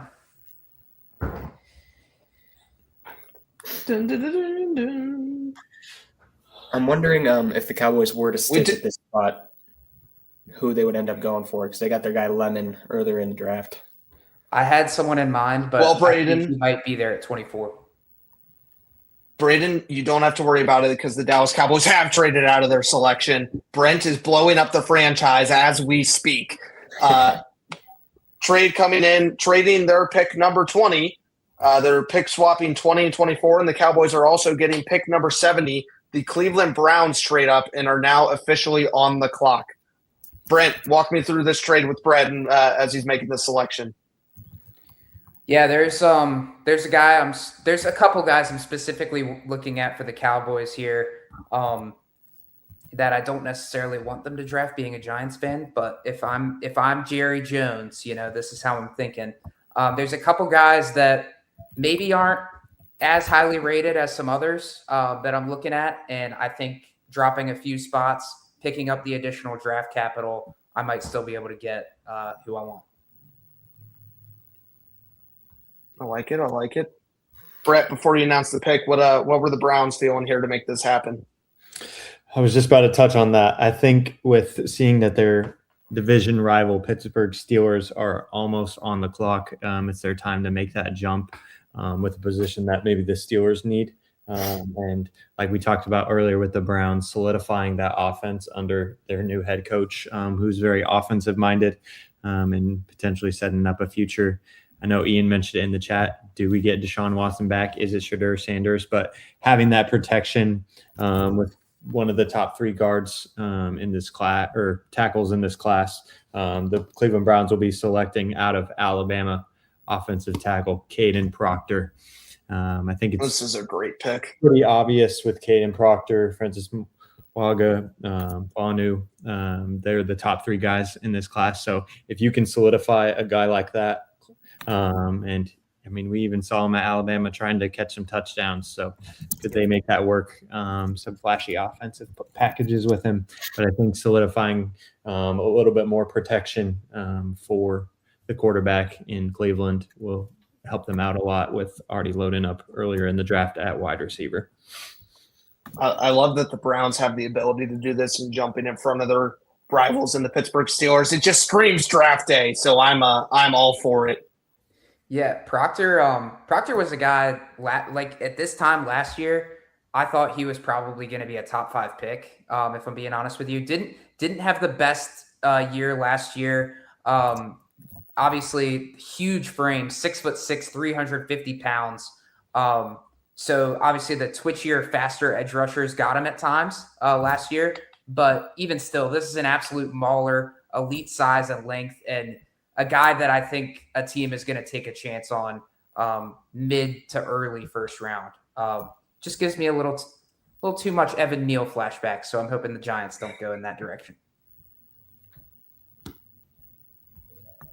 We're waiting the pick from the host city in the Pittsburgh Steelers. Many, many hundreds of thousands of people are going to be eating some Primanti Brothers sandwiches tomorrow and going to Rivers Casino after the evening. Brent got a little taste of that this past winter. Welcome to Pittsburgh, everybody that is traveling in. Travel safe, have fun. Good luck getting over the Three Sister Bridges. You better know where you're going.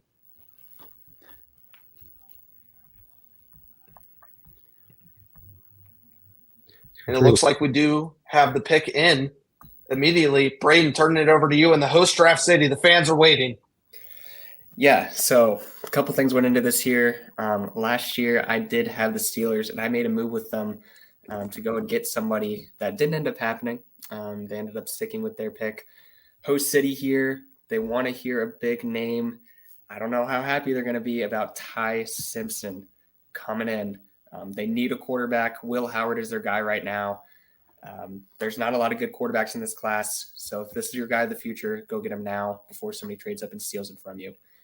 Last year I had them going to get Shadur Sanders. They didn't. They just stuck with their guy and Aaron Rodgers. That's something that's a bit of a question mark right now. We don't know if he's coming back. We don't know if he's retiring. So if this is your guy of the future, go get him now. Yeah, it's atypical that at least two quarterbacks don't go off the board in the first round. So I'm with you, Braden. I think a team will make a gamble on it, whether it's a trade up or whether it is the Steelers. I'm trying to look at other teams here at the end of the first round. Maybe the Dolphins go that route, or like Brett mentioned earlier, maybe the Cardinals trade up into the back end of the first. I don't know if Ty Simpson is worth it. I do think this is what's going to happen. So I'm right there with you, Braden. But Alabama quarterbacks, they don't typically have a good track record coming into the NFL. Joe, no offense. I just think that the Aaron Rodgers status still just up in the air. It's scary. Maybe you can develop. Yeah. You don't want Will Howard. I don't think you want Will Howard starting games. I'll be honest with you. And I don't. We saw the impatience of Steelers fans running Mike Tomlin out of town, bring in Mike McCarthy. So it's just what do? You need to get a guy that can win now. And I'm like we said, I don't know if Ty Simpson is the guy, but he's one that you might want to bet on if you don't have the option for anybody else in this class. Yeah. No, I like the analysis. And here with the Los Angeles Chargers, pick is in quickly. The other Harbaugh brother can do literally whatever he wants with the Chargers. They seem to be set in a lot of different ways. One space I think they need help in is in the secondary. I think they go ahead and get that help here with Jermod McCoy from Tennessee dropping into the 22nd slot here. Great corner, could easily be in the top 15 pick as well. Really think this is a great addition to Jim Harbaugh and what he's trying to build in Los Angeles as they beef up that defense a little bit, especially in the back seven. Yeah, if it wasn't for the ACL from McCoy, I think he probably would have went over Mansour Delane. I'll be honest with you. He is an elite talent prospect. A risk they can take. Just with the knee, it's scaring a lot of teams off. I've seen some people say that he could even fall to the second round. Scary for sure, but if it pans out, and I think the Chargers, can make a gamble like this, considering how good their roster is. If it pans out, it is going to be really, really good for you. Yep. No, that was the exact thought process behind it, Brent, is the Chargers are a playoff team. They're not in their championship window fully. But when it comes to this, they have the time to wait, rest, recover, and not rush McCoy back when it comes to football season. So I completely agree with everything you just said. This could be a slam dunk pick for them. Fly, Eagles, fly, Braden. How are we feeling? I'm going to go ahead and tip my hat here. Howie Roseman was on the phone with Dan Campbell here. He was trying to go up and get Dylan Thieneman, and that didn't work. They didn't get a deal done. And then he was just going to wait and see if Emmanuel McNeil-Warren fell to him. Sounds like it wasn't. Sounds like the Panthers wanted to take him in either way. So he's punching air a little bit, but some guy does fall to him that I think he likes quite a bit. I'm going to go ahead and send in the pick here. There's a lot going on with the Eagles this draft cycle. We've been talking about Jalen Hurts, A.J. Brown, Jalen Carter for the past who knows how long. So there's a lot to talk about here, a lot of noise, and we're just going to see if Howie Roseman can shut it all out and just make the right pick. Let's see it. Yeah, I'm going to go with, surprise, surprise, it's a Georgia Eagle, Monroe Freeling, the offensive tackle. Howie Roseman loves his Georgia boys. He loves his offensive tackles. Lane Johnson's getting older. This is going to be his replacement is what we're thinking. I mentioned earlier the trade up. I would also be interested in trading up for a wide receiver. If A.J. Brown wants to go, let him go. And it sounds like we're going to be trading him post June 1. So maybe, as you guys mentioned, this is a deep wide receiver class where we're content to wait a little bit, get a guy later down the line, and let Devonta Smith be the true wide receiver 1. We also signed Marquise Brown and traded for Dontavian Wicks. So it seems like it's all but done, A.J. Brown's time in Philadelphia. Yeah, I think that you can't go wrong with the Georgia Bulldog. I don't really have any more analysis when it comes to Philly. Hey, that's an iconic duo right there. Let's add him in to the list. Where's that on your list? The Georgia Bulldogs and the Eagles. I got it. Ready to rock and roll. Well, let's see what Brent has in store for Jerry's world as he looks to burn this division to the ground. Yeah, that's the goal. I'm just picking the worst players possible for the Cowboys. So, they're thinking kicker, punter, maybe fullback here. Lots of options on the board for the Cowboys. I think they need a kicker. I don't think they have anybody good over there. They always, you never know when you might need a backup. The Giants, they're certainly a team that has had their fair share of kicker injuries. So you never know. It's true. Pick is in. What do we got down there in Dallas? Yeah, with the 24th selection, the Cowboys select cornerback Avion Terrell out of Clemson. This was going to be between Jermod McCoy and Avion Terrell. Was hoping that Jermod McCoy might fall a little bit further considering the injury. He did not, for good reason. He's a really good player. But Avion Terrell, also a really good corner, very physical. I think he had 5 forced fumbles last year as a cornerback. So surprising. 3 sacks as well. No interceptions, but had 9 pass deflections. A down year for Clemson overall, but Avion Terrell was sticky in coverage, and obviously it has the bloodlines there with his brother AJ Terrell as well. So I think he'll be a first-round selection. Yeah, I think the corner class is deep, and Brent, we'll go ahead and keep talking about Terrell as you're back on the clock with the Chicago Bears. That's what happens with the trades. Happens with the trades going on everywhere.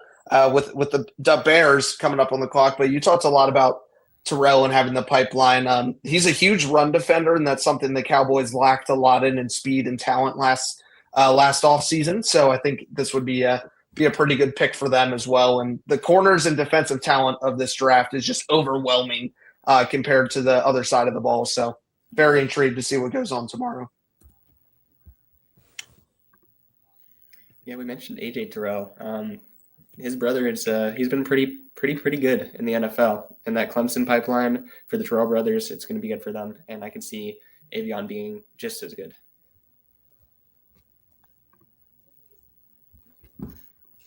I don't see why not.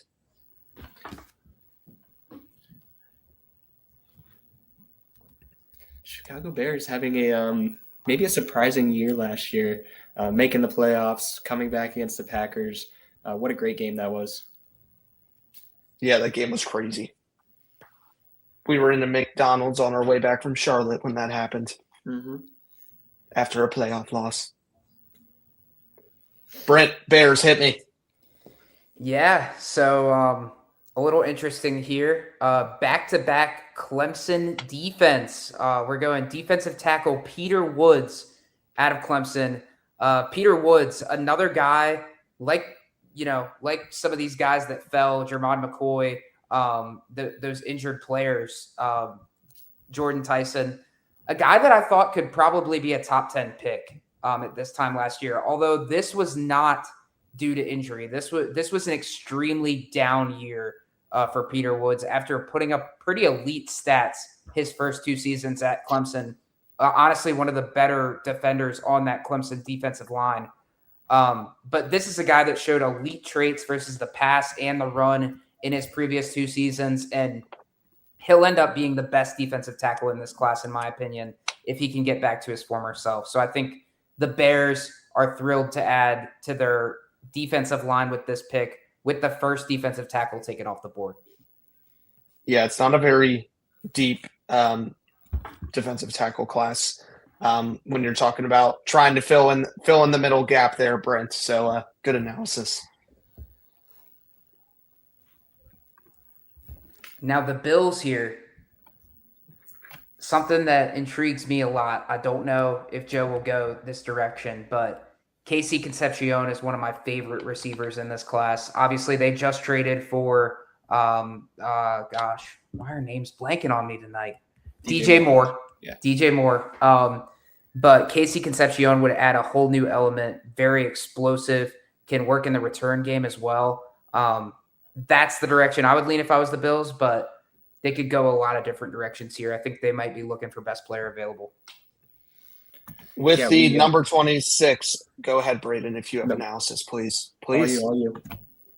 With the number 26 pick in the NFL draft, the Buffalo Bills, to go alongside DJ Moore, select wide receiver Casey Concepcion of Texas A&M. Brent took the words right out of my mouth. Speed, presence, big threat, one of the best receivers in the draft if he can stay healthy as well. The wide receiver class is loaded. Passed on the kid from Washington for Concepcion. He's got higher upside for me. Really, really love this pick. And the deep ball with Josh Allen, this is a match made in heaven. It seems like they're already ready to move on from Keon Coleman. Maybe he works as a wide receiver 3 in this offense, but he has not been their top guy. That's the main reason they went out and got DJ Moore. I feel like Concepcion has been linked to the Bills ever since the college season was over. And I think he just is the right fit for a weapon that Josh Allen needs, and being able to now have DJ Moore and utilize Concepcion, I think will be intriguing now with the offensive coach, Joe Brady. Yeah, and obviously having Khalil Shakir, Dalton Kincaid still there, Dawson Knox. I could see Keon Coleman getting relegated to the bench. It just doesn't seem like they like him that much. Probably would work in this scenario, would work in more of a rotational piece. But I think Concepcion adds an element to that offense that they do not currently have. Yeah, I think it's an elite pick, whoever ends up picking him. I've seen the Panthers picking him at 19 and understandably would be perfectly fine with it as well, doing three wideouts in a row. But Sam Fran on the clock, also in a really interesting position, are the 49ers. They can go a lot of ways here, tackle, edge, wide receiver. Also the safety routes. Seen a lot of players come off the board. Intrigued to see what the 49ers do with the full absence now of Brandon Ayuk. They bring in Mike Evans. That's a full replacement. No, I think Mike Evans is towards the end of his career. I hope he can still put up numbers there, but I just don't see it happening. The Niners are definitely in an interesting spot this year. The Kittle injury was tough to end last season. I don't know when he's going to return, but Achilles is hard to come back from.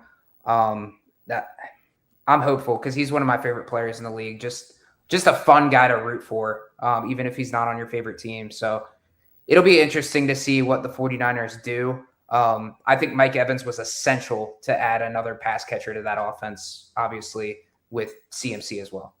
Yeah. Sad. It'll never stop hurting.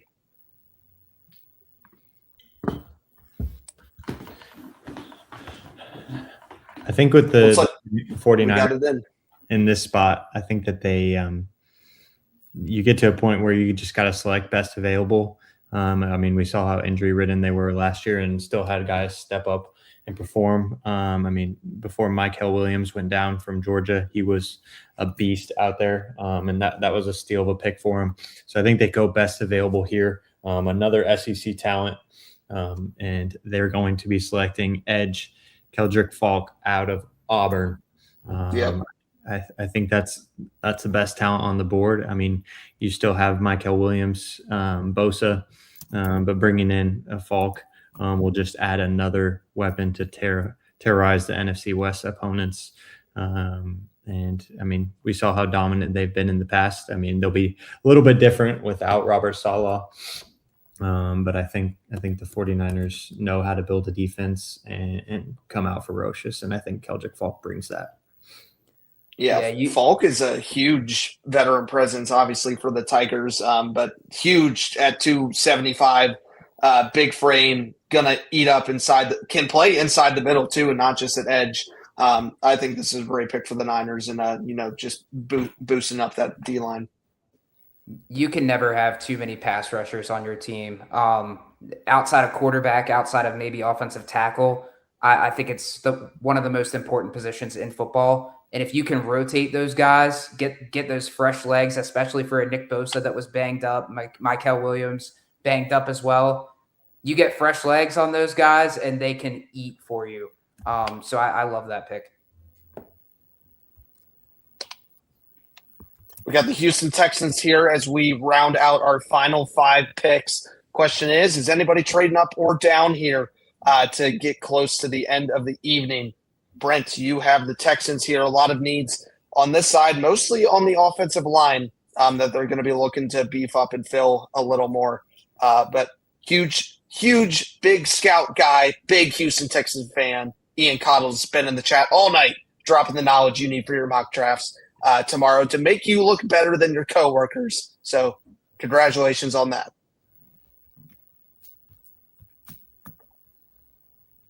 The question is, are you going to make him happy, Brent? Because if you don't, we're going to lose all our followers. I don't know if he'll be happy, but I'd personally be happy with this prospect that I have. I sent the pick in. You're personally happy. You'll swear by it, die by it, and you're good to go. I'm happy. I don't know if Ian will have my back on it, but I like this pick for him. Let's see it. The Texans do not decide to go offensive line. They, as recent history suggests, they kind of ignore that position a little bit too much. But again, you get to a certain point in the draft, and I think you want to go best player available. And as Joe mentioned, not a lot of defensive tackles have gone off the board. So I went with defensive tackle Caden McDonald out of Ohio State. So we're drafting like our 10th defensive Ohio State guy. But you saw how good that defense was last year, and it was for good reason. And Caden McDonald was part of it. He is not going to do basically anything in the pass rush game. I'll be honest with you guys. But, man, can this guy fill space and absolutely dismantle the run. 330 pounds of pure beef. I look for McDonald to sneak into the back end of the first round to be the primary run stuffer for a team that already has a consistent pass rush in the Texans, one of the best defenses in the NFL already, and they're just adding to it. I go Caden McDonald for the Texans.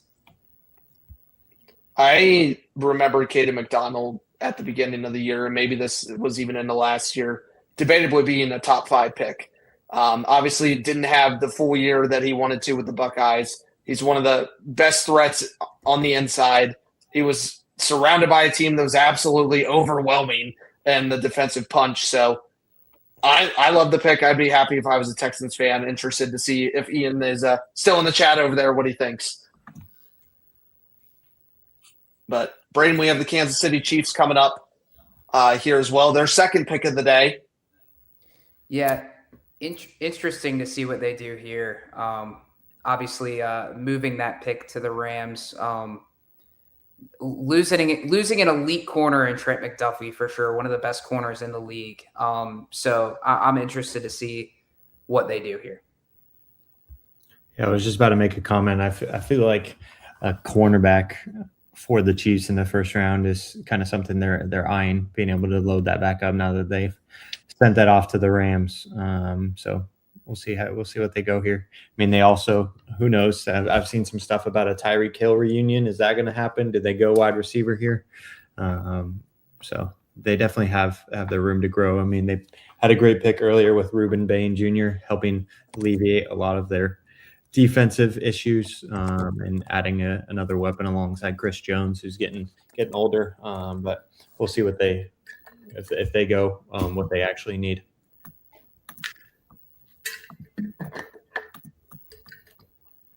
We do have the pick in, getting it entered in now. I'm ready for it, Bray. Yeah, you guys hit the nail on the head. The Chiefs do need a corner after trading away Trent McDuffie. They're going to go with D'Angelo Pons here out of Indiana. Won the national championship with Indiana. He's presumably very coachable if he was able to come out of that system. And I think there's some other corners on the board that they might be interested in. Some guys like Colton Hood maybe. But I think they're going to go with the guy who has championship experience in college. And I don't know if he's going to be direct replacement for Trent McDuffie. It's hard to get a guy that good at the quarterback position, but it's a hole that they need to fill now. So they're going to go with somebody that they think has high upside. Yeah, I like Pons a lot. And if it wasn't for the size alone, I think he'd be a much higher pick, only 5'9". So he might transition to more of a slot corner, but I think he is going to be a good pick for whoever drafts him. Sticky in coverage, elite speed. I think he's going to be a good pick.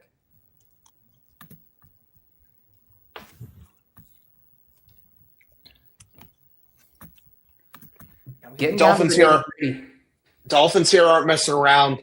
They've been watching this guy, knowing he probably wasn't going to come off the board, but don't want to wait to day two to take a little jump and a leap on somebody. Obviously, picking Mansour, delaying the corner out of LSU/Virginia Tech in the first round at pick 9. I think they take a bit of a risk here. The Dolphins have a speed threat, excellent presence in Jalen Waddle. They need a big guy that can go up, catch a deep ball, and a huge statement for the Miami Dolphins, who are still looking for questions all over their offense. This guy, I think, gives them that. Out of the University of Alabama, Mr. Bernard, I think, could be an excellent addition. A little high, I will say. I wouldn't fully put your money where your mouth is on this going in the first round. But I just absolutely love the 6'1" presence, 205 pounds that Bernard brings, and it's something the Dolphins have not had in a long time. Yeah, they need to add a lot of depth within that position, making the trade to send Waddle out to the Broncos. Tyreek Hill, like we just talked about with the Chiefs, he's pretty much done. So they need to load up at that weapon. I could see them even adding more talent later in the draft at that position, especially with Malik Willis coming in. They need to give him options if they're going to pay him that much money to succeed. So. Yeah, at the moment it's just Devon Achane. So again, a wide receiver would be great to help out Malik Willis. We'll head over to the New England Patriots as we are down to our last 2 selections of the night. Brett, New England, excited to see what comes up here. They have not been in the news at all lately. For all the wrong reasons, but yeah. But it does sound like at least they'll get AJ Brown. It sounds like, presumably. I do think that wide receiver room will be pretty nice if that does end up happening. They added Romeo Dobbs. They still have Keyshawn Butte. They still have Demario Douglas. So a lot of weapons for Drake May. At least they weren't in the news for cheating in football. Yeah, well, they have history of that as well. So. Tell a friend to tell a friend. I'm comedic. We needed a little humor relief. I see Brent sleeping over there in the corner. Hey, I don't have any picks left, so it's time for me to snooze. Unless you want to do the second round, we could go into the second round too. Let's do it. I'm here on. I think we should do all 7. Easy. Oh my gosh! With the Mr. Irrelevant pick. Did you see what Hines came out with today? The Hines 57, whoever the 57th pick, they get like a whole red suit and a life supply of ketchup. Oh my gosh! I'm in. That's funny. All right, I'm gonna talk about the New England Patriots selection here. I mean, I think they blew expectations out of the water last year. I thought Mike Vrabel was the hire a couple years ago when they went and Gerard Mayo and let him go after 1 year, and it proved they made a mistake, and Vrabel was their guy. So I went with somebody that maybe is an early second round selection, and we're getting to that point where they could be first round talent, but also early second round talent. Vrabel having that defensive history. I think the Patriots are great on that side of the ball and need to keep that up. And this is a player I really like that, even though he's a late first, early second talent, I loved watching his game, even though he is from the University of Texas. I'm going to go linebacker Anthony Hill Jr. I think the way that he can impact the game is a leader that Vrabel needs on that side of the ball. And I think it was going back and forth between loading up on tackle. Their right tackle's 35 years old, Moses. So they have a young future on the left side, signing Elijah Vera Tucker. They have Will Campbell, but they could go offensive line here. But I really like the talent that comes with Anthony Hill and pairing him with Mike Vrabel. When you have a linebacker that can run downhill with a 4.5 40-yard dash, I think it's a pretty good pick to have this late in the draft. So I agree there with you, Brett. And I know Ian's happy about seeing a Texas guy go, so I just throw some love there. We keep the viewers happy. Braden, enjoy the beautiful neon green of the Seattle Seahawks. I thought you'd want to see it. It is gorgeous. It is gorgeous. Yeah, Anthony Hill, I mean, if you don't include Arvell Reese in the linebacker discussion, obviously as the linebacker / edge to his name, I think he's the clear-cut number 2 linebacker, or number 3 if you include Arvell Reese in that discussion. But obviously you're getting a lot better value on Anthony Hill considering he's likely end of first, early second round pick compared to Arvell Reese and Sonny Styles, who are easily top 10 selections. As Joe mentioned, quick, can get downhill in a hurry, elite measurables at 6'2", 238 pounds, the type of guy you want anchoring your defense. So I think this is a great pick for the Patriots. Yep, I agree. Especially if they bring in A.J. Brown, they'll be just fine on that offensive side of the ball. So I think they solidify it with defense here. Braden is making a money move. What is happening down in Seattle? They're calling for his head. We got the golden ticket here. Very intrigued to see what Seattle winds us down with this evening as we approach the 2-hour mark on the Sports Outlet Show this evening. It's been a fun one. Been an absolutely thrill of a ride. The pick is in. It's about that time. Braden, send us home. Yeah, before we do that, just going to go into here what I didn't do. The Seahawks win the Super Bowl and let their Super Bowl MVP, Kenneth Walker, walk his way over to the Chiefs. So they do need a running back, Zach Charbonnet, with his injury history.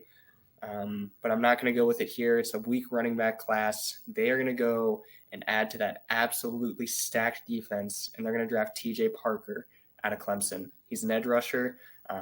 We've been talking about him for years as well on that Clemson defense, and I think he's definitely a first-round talent. So the Seahawks are just going to add on to that dark side defense that they call it now. It's a tough name. It's disgusting. It's not even fair. As a guy that doesn't watch Star Wars, it is a cool nickname for that defense, and it's replicating that Legion of Boom for sure. Yep. That rounds out our 4th annual Sports Outlet Show NFL Mock Draft episode 2026 edition. Thank you all so much for hanging out with us here tonight. Brett, Braden, Brett, thanks for coming back on here week after week. Brett, always a pleasure to have you here, especially we know once a year we get you on the NFL Mock Draft. So thanks for taking the time. Of course. Appreciate you guys having me. Always a fun time. Yeah, man.